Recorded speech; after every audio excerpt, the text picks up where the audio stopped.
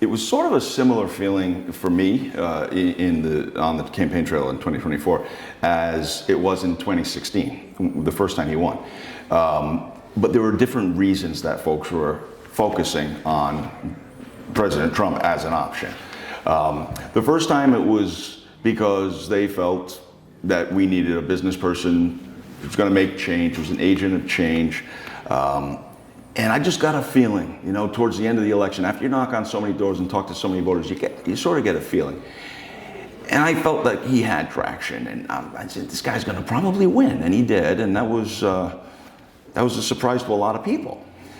Fast forward to this election in 2024, and as you pointed out, there was an increase in support for President Trump in Rhode Island. In fact, every single one of our 39 municipalities shifted towards President Trump, more so this election than they did in the 2020 election.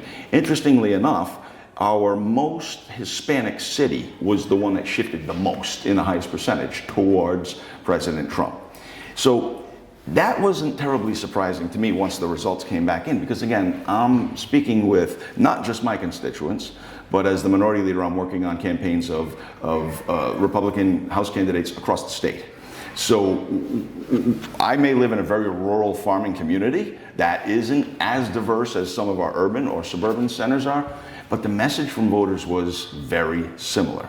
They didn't like what was happening under the current administration. They felt there were a lot of things that just fell so far outside of the norm. A lot of the responses I got were in reaction to what the dynamic we saw regarding Israel and Hamas. That turned off a lot of people in Rhode Island towards the Democratic Party, which, as you pointed out, Republicans in the legislature are a 13% minority. But 42% of Rhode Islanders voted for Donald Trump. So how do you reconcile those? I'll tell you how. The people who spoke to us at the doors, whether they were a person who votes in every single election, or whether they were a person who hadn't voted in a long time, they were excited to vote in this election because they wanted to stop what they felt was the wrong direction that the country was going on. We should be proud of our country. Can our country be better? It can always be better. Everything can always be better. Is our country perfect? Absolutely not. Is Donald Trump perfect? No. Do I agree with everything he does? No. And if I do, then there's something wrong with that person. If any political elected office holder is doing everything and you agree with everything they do, there's something wrong there. You can't have unanimity on every single issue. After driving for about 10 hours with my family, we were coming back from visiting family down south. We stopped in Pennsylvania because my kids were just being unruly. They didn't want to be in the car anymore. So I said, we're stopping. We're in Philly. We're going to get a hotel for the night. We were there. I said, we're here. This is the birthplace of America. We're going to the old Pennsylvania State House. Now it's called Independence Hall. We're in Philly. We're doing this. It's February. I don't care if it's cold, kids. And so we went to the Pennsylvania State House. And in February and January, because the traffic is so low, foot traffic, they opened the second floor to guests. So we were just lucky, very fortunate to be able to go up there. And I love history, always have. Abraham Lincoln, since I was a little boy, was always a hero of mine. And as the tour guide's giving this tour, I saw the desk at which the two delegates from Rhode Island sat when the Declaration of Independence was signed, when the Constitution being argued. The tour guide pointed out was standing in the spot where Lincoln's body had laid in state after he had been assassinated. And this patriotic, romantic, American spirit just took over. And when we left Philly the next day, I said to my wife, honey, I think I'm going to run for office. I'm going to get back into politics. And she was very supportive, of course. I love talking to people and had a great time, learned a lot, learned I didn't know as much as I thought I knew, even though I had been lobbying for 6 years in the 90s. And by the grace of God, the folks sent me down there, down here to Providence, and they've been sending me back for is my 8th term. I love what I do. I love the people I represent. I love the place that I live, the district I live in.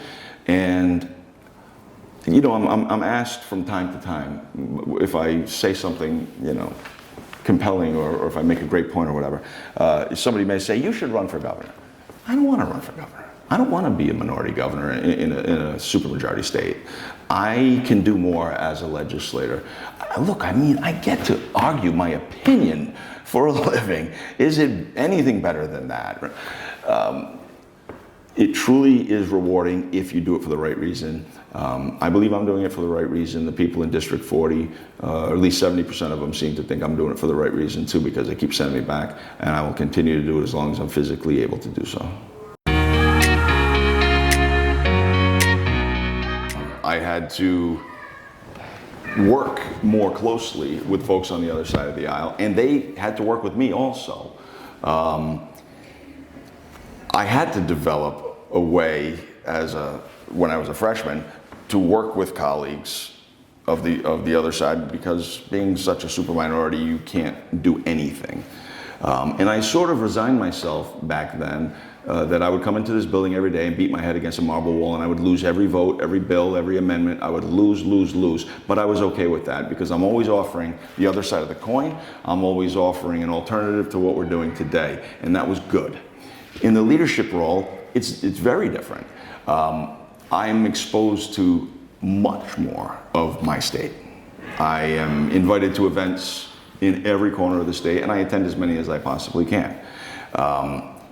When you do that, and when you accept that you are a super minority, you achieve this certain level of peace with that, and then you learn how to use what you have for the best results you can possibly get.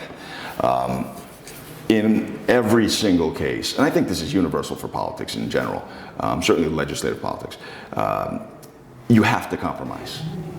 As a member of leadership, I have been doing a lot of traveling and networking with my colleagues and my peers and contemporaries in all 50 states and Canadian provinces, as well as Puerto Rico and the Virgin Islands.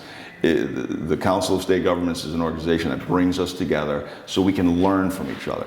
So there is an inverse of me in Indiana. His name happens to be Michael as well. He's the House Majority Leader, and he's a Republican. And the superminority in Indiana are the Democrats. I identify more with the Democrats of Indiana than I do with the Republicans of Indiana. And they look more like the Democrats of Rhode Island than the Republicans of Rhode Island. And when I say look, I mean the way that they control the chamber, to the absolute extent that they have control over everything. That's what I see here. Supermajorities are not healthy in a republic. And the democratic process enables us to change that, and hopefully people in Rhode Island will. But when you set your goals to a level that's realistic and not idealistic, you have a better chance of realizing more goals. So that's how I do it. I set my goals. I rely on fantastic staff to make sure that I have the perfect and best information that I need for whatever's at hand, whether it's a public speaking engagement or if it's a piece of legislation, or in some cases, if it's something I didn't even know about, a potential amendment to a budget. And I'm going to run with that if I think it's going to improve the people that the lives of the people that I represent. If it's a good enough idea, I've found, and if you approach it the right way, you can even win the support of the supermajority if you can make a persuasive argument. And my style is to try to be as persuasive as possible. If we looked at a Venn diagram, take my furthest left colleague and my furthest right colleague, if you overlap the Venn diagram, there's more real estate that's overlapping than there is on the fringes, because at the end of the day, we all want the same thing. We just have different ideas how to get there. So if you seize on those commonalities and you're relatable and you can make a persuasive argument, you can enjoy success even in a super minority. What we can do to get the quickest and most immediate results is to put, and this is advice that was given to me when I took a leadership position, was to put ourselves in as many uncomfortable positions as we possibly can in speaking with people. Because that forces us to be the best version of us, to be that persuasive voice that I was talking about earlier. And we, at the same time, are learning, because this is an environment that's completely new or foreign to us in some respect. Whether it's we're not a business person and we put ourselves in a business environment, whether we're a white guy with blue eyes who's speaking at a Martin Luther King Day celebration in a Black Baptist church. Putting yourselves in those situations demonstrates to people that you are willing to engage them. Come to me and help me understand what you need from me. I think what you describe, you didn't use the word, but this voter apathy, or this apathy where folks, they'll get charged up for an election because that's all you see on the TV, and they go and vote. But then they fall away from paying attention. I think there's two things going on there. And I've long held this first opinion. No longer are the days of one parent stays at home and raises the kids, one parent goes and wins the bread. You have 2.5 kids, a white picket fence, a Chevy in the driveway, your kids go to college, and you have a job for life that you retire from and you get a gold watch. Those days are gone. Our taxes are higher, our responsibilities are more, we have to work. Two-family households have sometimes 3 or 4 jobs just to make ends meet. So when you're working 2 jobs as parent 1 and 2 jobs as parent 2, you frankly just don't have the time to stay engaged. I won't go so far as to say that occurred by design, but it certainly did occur. And I think that's a large contributor to this dynamic you're talking about. And then there's a second, more contemporary version. It's always existed to one degree or the other.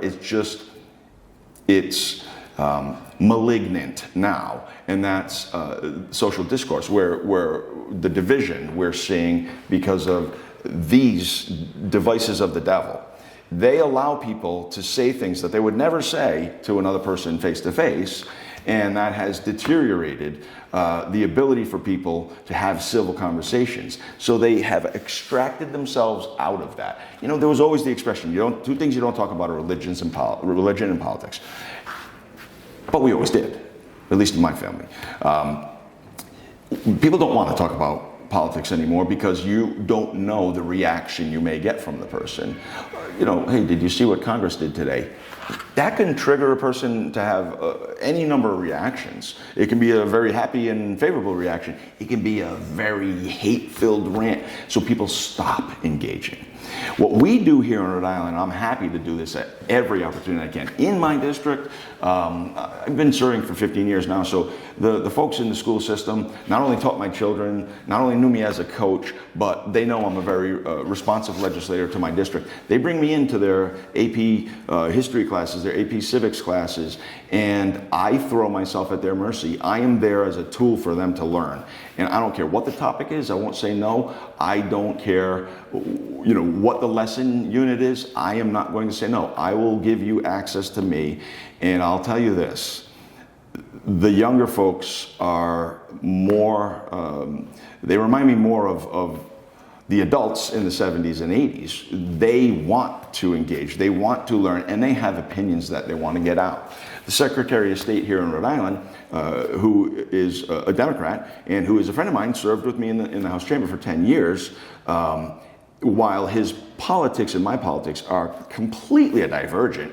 He's a good man, a history teacher, and he absolutely loves engaging students in the civic process, in coming and understanding what do we do in this building. In fact, we'll be doing again this year, we have these really intense learning segments and sessions with largely advanced placement students who are on a high level in a civics course or something, some college prep course or whatever. And these youngsters come in here, and it is a joy for me. Again, I know that statistically, I am a minority in their world as well, because their parents are 86% of them are going to be Democrats, right? And 13% of them will be Republicans. But they engage you, and Then afterward, whatever the issue is, whatever the piece of legislation that the Secretary of State chooses, after I will present whatever I'm advocating for, and a counterpoint, a colleague of mine will advocate, those students will then go and have their own organic, robust debate on the House floor, and then they'll vote on that very initiative. And so far, every time they've done this, it's been nearly a 50-50 vote. We never see that in real life in this building. We just don't ever see votes that close. So that gives me great hope. That keeps me coming back to this building to beat my head against the marble wall as a 13% minority, right? Because there's hope that among the division and the device of the devil that I spoke of, there are beacons of sanity and hope for us to really rest our head on. I'm at a point in the whole thing where I'm on the other side of the hill, but I have children and they'll have children, and I want my actions today to impact their lives in a positive way. That's what keeps me coming back here, the hope of the next generation. And I'm really glad that you asked this question, because I think civic engagement is so important. Civic engagement is so important, because we will always, I'm 55 years old. Yeah, I'm 55 years old. When I am speaking with a 16 or 17-year-old honors student from high school XYZ, I learn from them. Every time I will learn something. They will learn something as well. Isn't that what it's about?